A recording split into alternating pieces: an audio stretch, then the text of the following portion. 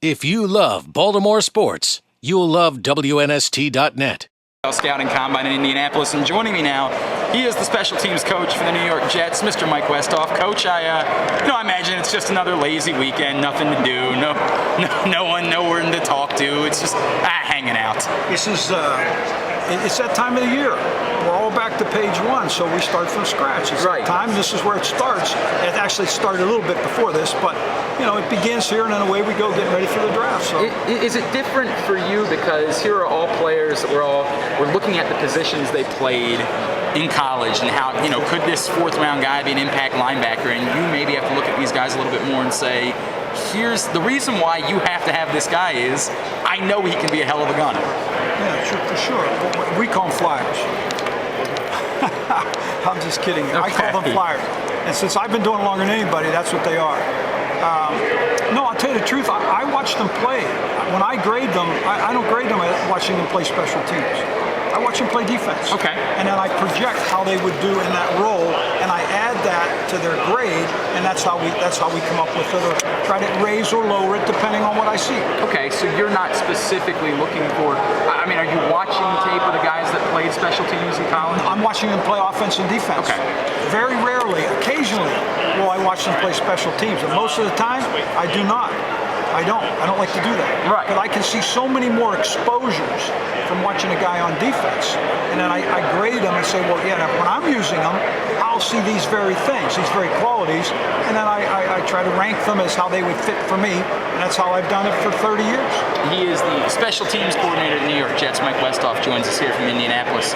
Coach, I want to ask you, as a special teams guy, we had an unfortunate scenario play out in Baltimore at the end of the season where a kick to send the AFC title game into overtime just simply missed. I mean, there's sort of no other way to say it. It was a very makeable kick. As a coach who's dealt with kickers for a long time, how do you handle a situation like that? And do you just trust, look, I know this guy, or do you really have to do some investigation of, is everything okay here? I think that's a good question. I like him. I think he's been good. And as an opponent, when he lines up, I believe he's going to make it. I thought he was going to make that one. I thought the whole thing was a little bit askew. It was a little hurried, and that could have been done a little easier. I think that's kind of unfortunate. But he missed it, and he missed it badly. Right.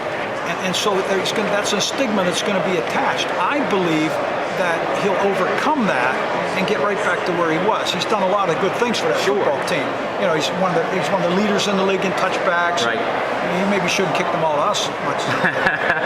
That's just me. I'm cocky enough to say that. But I think he's darn good.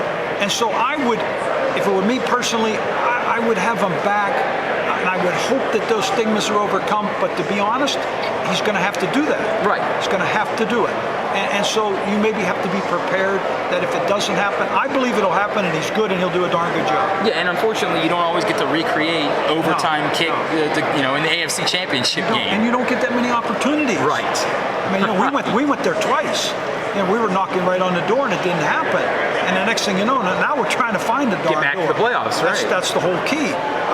And Baltimore's a very good team that certainly could have easily won that game. And it was obviously a lot more than that one kick. Right. And we all know that, but that was a culminating point of it. And there'll be a stigma attached to it, but I don't think it's one you can't overcome. And I would believe he should be the guy that's back. And not to stress on this too much, because obviously you had nothing to do with that situation, but just in general, so much is made of, well, the scoreboard said the wrong down, and then the player was rushed, and maybe you called timeout. And how difficult are those situations? They're difficult. They are difficult. But I think here's the thing. You have a time frame. He had plenty of time when he was notified to get out there. But for whatever reason, it didn't exactly go that way.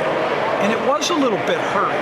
Then I think with that in mind, it was time to call timeout. I would have called timeout. I would have wanted a timeout call. That's just my opinion.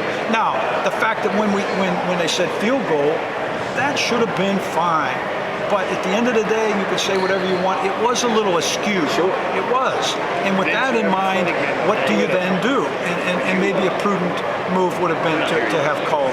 That's just something. That's a very tough thing, but I think you have to look at it that way. Is there a concern about icing your own kicker, that you just don't call a timeout in those situations because you don't want? And I think that's a good point. you necessarily don't want to ice your own kicker if he's in his normal rhythm. But you're never going to convince me he was in his normal rhythm. So I just don't believe it. I sat there and watched it. And at the very end, I saw him hurrying, and it was out. It was askew. And with that in mind, it might be then the time to possibly go to the timeout. As far as manipulating the situation, I think the Ravens were on top of the whole thing. Sure. But yet, it did take a little bit. What down? How much did we make the first down? Okay, our field goal. But hey, guys, it's a little bit off now, and maybe that would have been a more prudent thing to do. But no, it's not easy. If you love Baltimore sports, you'll love WNST.net.